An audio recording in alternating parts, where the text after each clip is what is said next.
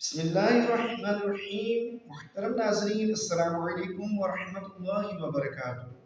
ناظرین کرام، اس ویڈیو میں آپ حضرات کے سامنے حج کی اقسام بیان کی جائیں گی، حج کے فضائل اور حج نہ کرنے پہ جو وعید آئی ہے حدیث مبارکہ میں، وہ انشاءاللہ الکریم بیان کرنے کی سعادت حاصل کروں گا۔ اس ویڈیو کو پورا واچ کیجئے گا، لائک اور شیئر اور کمنٹ ضرور کیجئے گا۔ آئیے سماعت کیجئے سب سے پہلے حج کی اقسام کتنی ہیں۔ حج کی 3 اقسام ہیں، حج کی 3 قسمیں ہیں۔ کون کون سی ہیں؟ حج قران، نمبر 2 حج تمتع، نمبر 3 حج افراد۔ حج قران، حج تمتع اور حج افراد۔ حج قران کے لیے کیا ہوتا ہے؟ اس کے لیے عمرہ کا احرام، حج اور عمرے کا اکٹھا احرام پہنا جاتا ہے، اور حج اور عمرے کا احرام پہن کر بندہ جاتا ہے اور جا کر جو ہے پہلے عمرہ کرتا ہے، پھر اس کے بعد حج کا سلسلہ ہوتا ہے اور حج تک اسی احرام میں رہنا ہوتا ہے۔ تو دوسری قسم ہے حج تمتع کی۔ حج تمتع کے لیے بھی یہ ہوتا ہے کہ پہلے عمرہ کا احرام باندھا جاتا ہے، عمرہ کی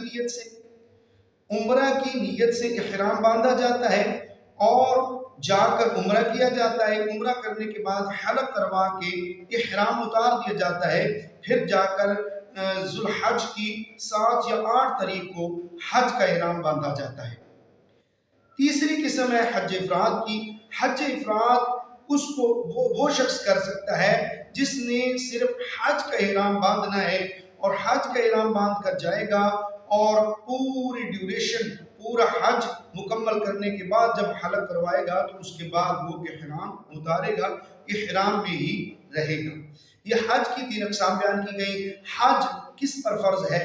حج ہر اس مسلمان عاقل بالغ مرد و عورت صاحب نصاب پر فرض ہے جو اتنی طاقت رکھتا ہے کہ اس کے پاس اسباب موجود ہیں کہ وہ اپنا قرض وغیرہ اتار کے اپنی لوازمات وغیرہ مکمل کرنے کے بعد، اگر اس کے پاس لوازمات جو شریعت نے بیان کیے، اس کے بعد اگر اس کے پاس اتنا پیسہ بچتا ہے کہ اس کے پاس آنے جانے کا خرچ موجود ہے، اور جتنا وقت اس کا حج کے دوران گزرے گا اتنے وقت میں اس کے اہل خانہ جو ہیں، جو اس کے ماتحت ہیں، جو افراد ہیں، اس کے گھر والے ہیں، ان کے اخراجات بھی پورے ہو سکتے ہوں، تو اس بندے پر حج کرنا جو ہے وہ فرض ہے۔ اور اگر حج کرنا فرض ہے تو اس کے فضائل بھی بے شمار ہیں۔ آقا کریم صلی اللہ علیہ وسلم نے ارشاد فرمایا، حدیث مبارکہ کا مفہوم ہے کہ جس نے حج کیا اس کے تمام گناہ بخش دیے گئے، اور اس طرح ارشاد فرمایا کہ اگر کوئی شخص حج کر کے واپس آئے تو اس کے گھر میں داخل ہونے سے پہلے اس سے دعا کروا لو۔ کیوں؟ فرمایا کہ وہ بخشا ہوا ہے۔ اللہ اکبر کبیرہ۔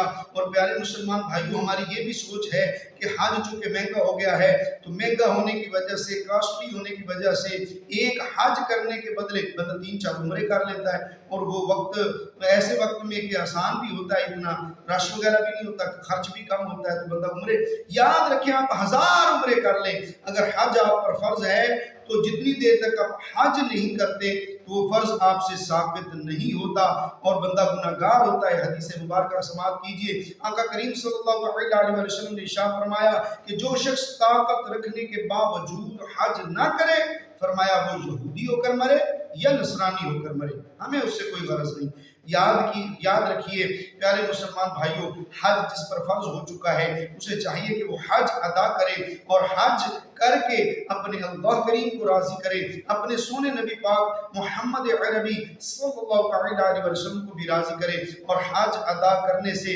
فضائل و برکات تو سبحان اللہ کیا کہنا۔ پھر کس مسلمان کا دل نہیں کرتا کہ وہ مکہ شریف جائے، کعبہ شریف کی زیارت کرے، کعبہ شریف کے طواف کرے، صفا مروہ کی پہاڑیوں پر سعی کرے، حلق کروائے، حجر اسود کے بوسے لے۔